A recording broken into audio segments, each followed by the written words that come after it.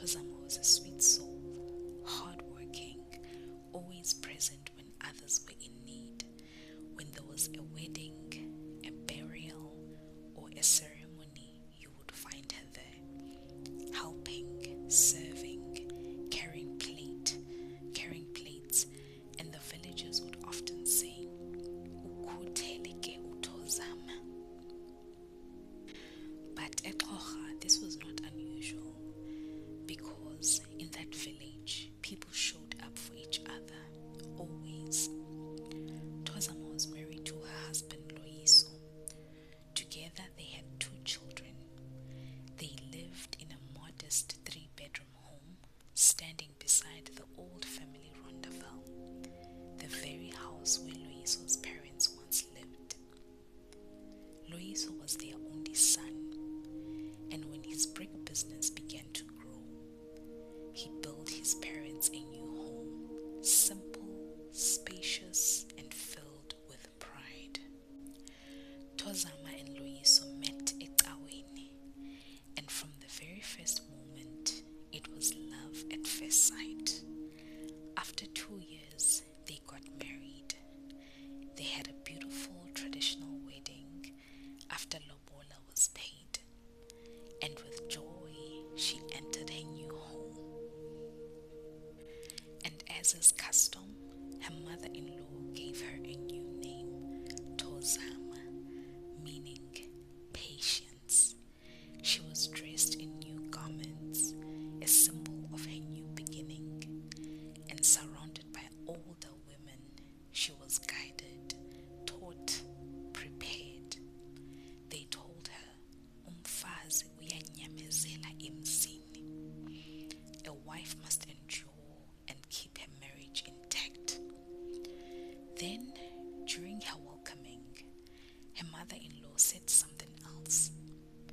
"In this home, we honor and care for the legacy of those who came before us, the grandmothers, the great-grandmothers, those long gone." To Thozama, this sounded honorable. She was ready to carry that legacy.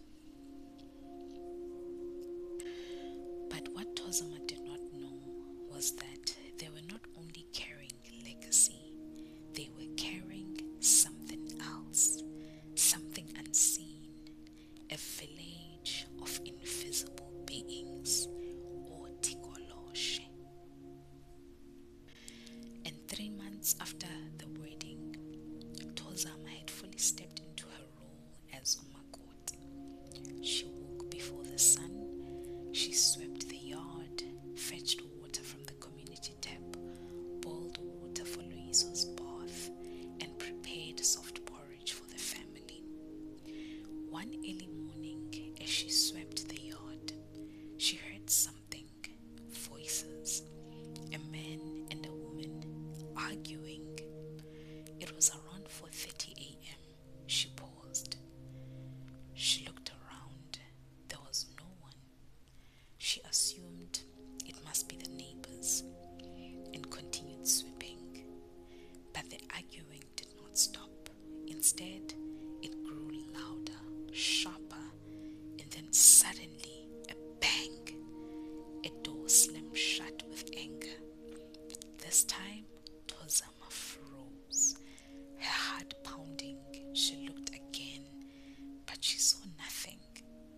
And just like that, everything went quiet. A few minutes later, her mother-in-law called out, "Makoti, kawusondele." "Diyeza mama," Thozama replied.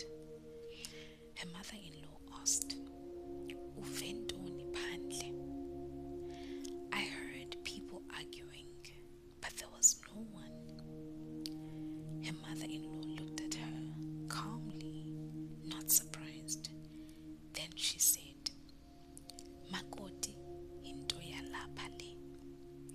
Nam ndafika belapha. Kodwa ungabuzi imibuzo emininzi." Thozama felt a chill run down her spine, as if something unseen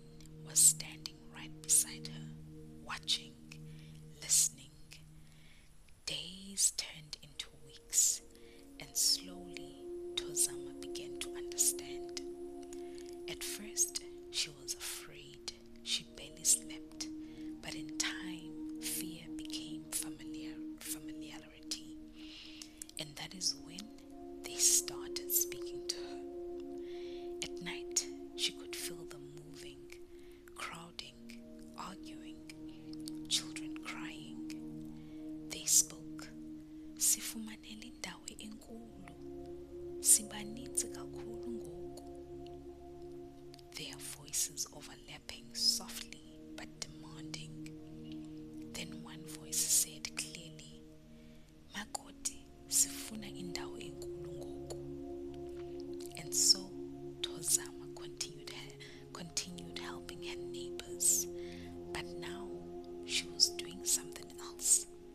She noticed empty spaces, and quietly she began to show them. When she entered a neighbor's home, they followed. When she swept a corner, they gathered. When she stood still, they stood close to her. After every visit, something changed.